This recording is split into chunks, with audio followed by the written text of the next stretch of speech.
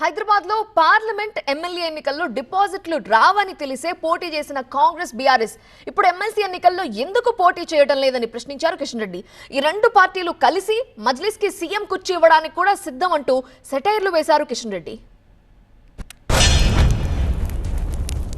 Hyderabad parliament elections లో పోటీ చేస్తుంది Congress party. Hyderabad parliament elections లో బీఆర్ఎస్ పోటీ చేస్తుంది. డిపాజిట్ రాదని తెలిసి పోటీ చేస్తుంది. ఓడిపోతామని తెలిసి పోటీ చేస్తుంది. పోలింగ్ బూతుల్లో మనుషులు లేరని తెలిసి పోటీ చేస్తారు. 4th ప్లేసో 5th ప్లేసో వస్తామని తెలిసి పోటీ చేస్తుంది ఎలక్షన్స్. మరి ఈ ఎలక్షన్స్ ఎందుకు పోటీ చేయడం లేదు చెప్పాలి. ఈ మూడు పార్టీలు కూడా ఒకే తాను ముక్కలే. ఈ మూడు పార్టీలు కూడా ఎప్పుడు మూడు ముక్కలు ఆటలు ఆడతారు.